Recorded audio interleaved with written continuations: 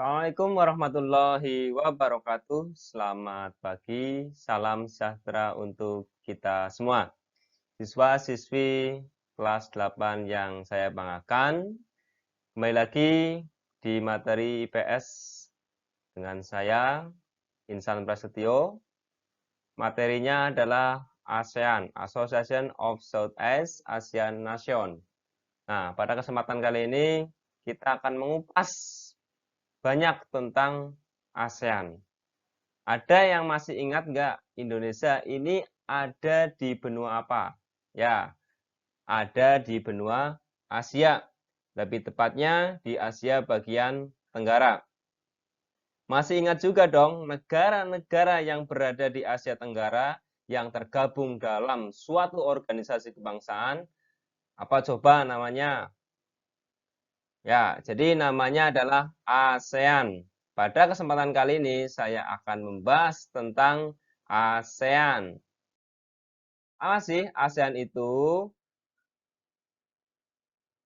Wah, ASEAN, ya, Association of Southeast Asian Nation, disebut juga dengan Perhimpunan Bangsa-Bangsa Asia Tenggara atau disingkat Perbara. Nah, ASEAN ini sebuah organisasi dari negara-negara yang ada di Asia Tenggara yang bertujuan untuk meminimalisasi masalah yang timbul dari interaksi antar negara dalam berbagai bidang. Nah, penandatanganan perjanjian ASEAN atau lebih dikenal sebagai Deklarasi Bangkok, ya, ini menjadi tanda berdirinya ASEAN. Nah, organisasi ini berdiri pada 8 Agustus tahun 1967 dengan 5 negara founding father, yaitu Indonesia, Malaysia, Filipina, Singapura, dan Thailand. Namun, seiring berjalannya waktu, negara anggota ASEAN semakin bertambah karena ASEAN dibentuk untuk negara-negara di kawasan Asia Tenggara, maka anggota dari organisasi ini adalah negara yang ada di Asia Tenggara sebagai pencetus, ya, ASEAN, maka Indonesia, Malaysia, Filipina, Singapura, dan Thailand jadi 5 negara yang pertama masuk di dalam wilayah anggota ASEAN. Nah, latar belakang berdirinya ASEAN yang pertama adalah persamaan nasib atau persamaan letak geografis, ya. Seluruh negara di Asia Tenggara terletak di antara dua benua, yakni benua Asia dan benua Australia. Dan di antara dua samudra, yaitu Samudra Hindia dan Samudra Pasifik. Jadi, berdasarkan letak geografis, negara-negara tersebut merupakan satu regional atau satu region atau satu kesatuan wilayah. Nah, latar belakang yang kedua adalah persamaan dasar kebudayaan. Kita tahu kawasan Asia Tenggara mempunyai dasar kebudayaan dan bahasa serta tata kehidupan dan pergaulan yang hampir sama. Karena mereka sebagai pewaris peradaban rumpun Melayu Austronesia. Yang ketiga, latar belakang berdirinya ASEAN adalah persamaan nasib. Nah, negara-negara Asia Tenggara sama-sama dijajah oleh bangsa Barat. Nah, ini kecuali Thailand, ya. Itulah yang menumbuhkan rasa setia kawan antara bangsa-bangsa di wilayah Asia Tenggara. Dan latar belakang yang keempat adalah persamaan kepentingan. Nah, negara-negara di Asia Tenggara membutuhkan daerah perairan laut, terutama Selat Malaka dan Selat Sunda yang merupakan pintu gerbang di sebelah barat dan menjadi jalan utama bagi lalu lintas serta perdagangan dunia. Di samping itu, adanya kepentingan bersama baik di bidang ekonomi, sosial budaya maupun keamanan dan stabilitas politik kawasan merupakan latar belakang dibentuknya ASEAN.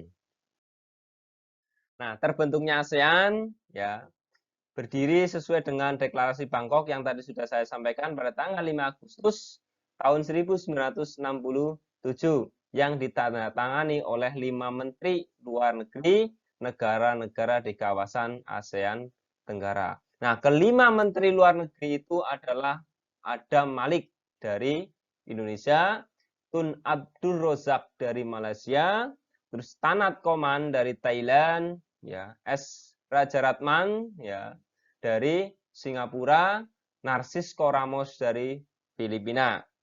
Nah, di dalam Deklarasi Bangkok tercantum maksud dan tujuan organisasi ASEAN, antara lain meningkatkan ekonomi, sosial, dan kebudayaan di kawasan Asia Tenggara, meningkatkan perdamaian dan stabilitas keamanan di wilayah kawasan Asia Tenggara, terus meningkatkan kerjasama dalam bidang ekonomi, sosial, budaya, teknologi, dan ilmu pengetahuan bagi negara-negara anggota ASEAN, mengadakan kerjasama dalam bidang pertanian, industri, perdagangan, dan komunikasi, menyediakan fasilitas latihan dan penelitian bagi negara-negara di kawasan Asia Tenggara. Nah, ini adalah terbentuknya ASEAN. Nah, sedangkan letak geografis negara ASEAN, jadi secara geografis ASEAN terletak di antara benua Asia dan benua Australia serta Samudra Pasifik dan Samudra Hindia, ya. Nah, letak geografis ini apa? Letak suatu daerah dilihat dari kenyataannya di permukaan bumi dibandingkan dengan daerah lain. Bisa kalian lihat di gambar juga ada peta tentang letak negara-negara di wilayah perairan di Indonesia, terus perairan di wilayah Asia bagian atas atau Asia Tenggara. Berikutnya adalah letak koordinat atau letak astronomi wilayah ASEAN. Jadi negara-negara ASEAN berada pada koordinat dari utara sampai selatan ya. Itu adalah 290 derajat lintang utara sampai 110 derajat lintang selatan dan 920 bujur timur sampai 1410 bujur timur. Nah, letak astronomis ini adalah letak suatu daerah berdasarkan garis bujur dan garis lintang. Nah, ini adalah keanggotaan ASEAN ya, terbuka bagi negara-negara Asia Tenggara lainnya dengan syarat bahwa negara calon anggota dapat menyetujui dasar dan tujuan organisasi ASEAN seperti yang tercantum dalam Deklarasi Bangkok. Nah, di samping itu, mengenai anggota baru perlu adanya kesepakatan oleh kelima negara pendiri ASEAN. Anggota ASEAN sampai saat ini berjumlah 11 negara. Seperti yang kalian lihat di layar, ada 11 negara di wilayah negara Asia Tenggara. Yang paling terbaru adalah Timor Leste ya. Indonesia dengan ibu kotanya adalah Jakarta dengan luas wilayahnya adalah 1.922.570 km persegi. Yang kedua adalah Malaysia, ya ibu kotanya adalah Kuala Lumpur 330.803 km persegi luas wilayahnya. Filipina adalah ibu kotanya Manila dengan luas wilayah 30.000 km persegi. Terus ada Singapura dengan ibu kota adalah Singapura dengan luas wilayah adalah 697 km persegi. Yang kelima adalah Thailand dengan ibu kotanya adalah Bangkok dengan luas wilayahnya adalah 513.120 km persegi. Yang keenam adalah Brunei Darussalam dengan ibu kotanya adalah Bandar Seri Begawan ya. Dengan luas wilayah adalah 5.765 km persegi. Yang ketujuh adalah Myanmar, yaitu dengan ibu kotanya Yangon, luas wilayahnya adalah 678.036 km persegi. Nah, yang kedelapan adalah Laos, dengan ibu kotanya adalah Vientiane, dengan luas wilayahnya adalah 236.804 km persegi. Yang kesembilan adalah Kamboja dengan ibu kota adalah Phnom Penh dengan luas wilayahnya adalah 181.300 km persegi. Nah, yang ke-10 Vietnam dengan ibu kotanya adalah Hanoi dengan luas wilayahnya adalah 513.120 km persegi. Dan yang terakhir dan masuk menjadi anggota yang terakhir juga adalah Timor Leste dengan ibu kotanya adalah Dili dengan luas wilayahnya adalah 15.007 km persegi. Kerjasama ASEAN di bidang politik dan keamanan. Ya, ada 3 kerjasama ASEAN di bidang politik dan keamanan, yaitu Deklarasi Kawasan Damai Bebas dan Netral atau SOPFAN. Ya, SOPFAN Senior Peace, Freedom and Neutrality. Ya, neutrality, netral. Ya, adalah kerangka perdamaian dan kerjasama yang tidak hanya terbatas di kawasan Asia Tenggara, tetapi mencakup kawasan Asia Pasifik yang lebih luas, termasuk dengan negara-negara besar atau major power dalam bentuk tindakan menahan diri secara sukarela atau volunteer. SOPFAN tidak mengesampingkan peranan negara-negara besar di kawasan, namun memungkinkan keterlibatan negara-negara itu dalam penanganan masalah-masalah keamanan kawasan. Yang kedua adalah Treaty of Amity and Cooperation in Southeast Asia atau disingkat TAJ. Ya, TAJ sendiri atau traktat atau persahabatan dan kerjasama merupakan sebuah traktat atau perjanjian persahabatan yang bertujuan untuk menciptakan keseimbangan politik dan keamanan di kawasan Asia Tenggara. TAJ mengatur cara kerja penyelesaian konflik di antara negara-negara pihak secara damai. TAJ ditandatangani pada tahun 1979 oleh 5 kepala negara pendiri ASEAN. Ya, TAJ diamandemen pada tahun 1987 untuk membuka akses negara-negara di kawasan lain. Nah, sampai tahun 2014 ada 30 negara termasuk 10 negara ASEAN yang telah mengikuti TAJ. Yang ketiga adalah zona bebas senjata nuklir Asia Tenggara atau SANWEBS. Nah, zona bebas senjata nuklir Asia Tenggara ya. Ini adalah sebuah traktat yang bertujuan untuk mewujudkan kawasan Asia Tenggara yang bebas dari nuklir ya. Traktat ini ditandatangani pada konferensi tingkat tinggi ASEAN di Bangkok pada tanggal 15 Desember tahun 1995.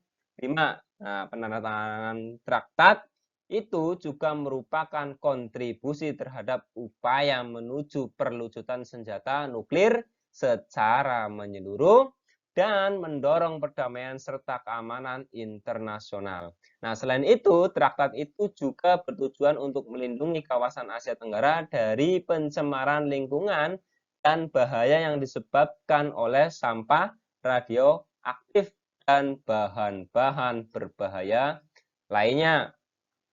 Kerjasama yang berikutnya adalah kerjasama ASEAN di bidang ekonomi. Ada 5 kerjasama ASEAN di bidang ekonomi.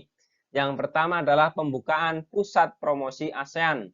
Nah, walaupun ASEAN sudah dikenal dengan berbagai negara di dunia melalui PBB, ASEAN tetap perlu mempromosikan dirinya pada dunia luar. Promosi yang dilakukan oleh ASEAN meliputi sektor perdagangan, pariwisata, dan investasi. Nah, pembukaan pusat promosi ASEAN dilakukan di negara Jepang yang merupakan negara yang mempunyai perkembangan cepat dalam berbagai sektor. Pembukaan pusat promosi di Jepang mempunyai tujuan untuk melakukan peningkatan kegiatan ekspor dari negara-negara ASEAN ke Jepang dan juga meningkatkan jumlah investor Jepang bagi negara-negara ASEAN. Yang kedua adalah penyediaan cadangan pangan. Nah, beberapa negara anggota ASEAN seperti Thailand, Indonesia, dan Kamboja dikenal sebagai lumbung padi ASEAN. Nah, sampai sekarang ini negara-negara itu tetap konsisten dalam menyediakan cadangan pangan bagi negara-negara ASEAN. Bentuk kerjasama dalam penyediaan cadangan pangan tidak hanya dilakukan untuk kerjasama yang saling menguntungkan, tetapi juga dalam keadaan yang darurat. Misalnya, ketika salah satu negara di ASEAN sedang mengalami krisis pangan karena bencana, maka negara lain siap memberikan pasokan cadangan pangan untuk negara yang membutuhkan. Beberapa negara anggota ASEAN telah menyatakan siap menjadi penyedia cadangan pangan untuk keadaan darurat. Ya, contohnya adalah Indonesia, Malaysia, Filipina, Thailand, dan Singapura. Kerjasama yang ketiga adalah penyelenggaraan proyek industri. Nah, negara-negara anggota ASEAN secara bersama-sama untuk memajukan sektor industri. Semua bentuk kerjasama dalam proyek industri dilakukan untuk kemajuan bersama negara-negara anggota ASEAN. Beberapa proyek industri yang dilakukan oleh ASEAN meliputi industri pupuk, tembaga, vaksin, dan abu soda. Yang keempat adalah kawasan perdagangan bebas. Nah, kawasan perdagangan bebas ASEAN atau yang biasa disebut dengan AFTA, ini adalah bentuk kerjasama negara-negara ASEAN di bidang ekonomi. Hal itu merupakan suatu persetujuan dalam pengelolaan sektor produksi lokal yang ada di seluruh negara-negara ASEAN tanpa terkecuali. Nah, keberadaan AFTA berguna untuk meningkatkan daya saing negara-negara ASEAN dalam melakukan produksi untuk pasar dunia dengan adanya penghapusan bea dalam ASEAN itu sendiri. Selain itu, dengan adanya AFTA dapat meningkatkan investasi oleh pihak asing secara langsung untuk negara-negara ASEAN. Koperasi ASEAN yang kelima ya. Jadi koperasi ASEAN atau ASEAN Kooperatif ini adalah bentuk kerjasama lainnya dalam bidang ekonomi. Organisasi ini merupakan organisasi yang bergerak dalam bidang kooperasi untuk meningkatkan kesejahteraan negara-negara ASEAN. Koperasi ASEAN mempunyai keinginan untuk mengokohkan organisasinya sebagai sebuah gerakan kooperasi yang menopang perekonomian di wilayah Asia Tenggara. Nah, itu saja yang dapat Pak Guru sampaikan. Terima kasih dan semoga bermanfaat. Dan tak lupa Pak Guru doakan semoga kalian kelak menjadi orang sukses. Terima kasih. Billahi taufiq wal hidayah. Wassalamualaikum warahmatullahi wabarakatuh.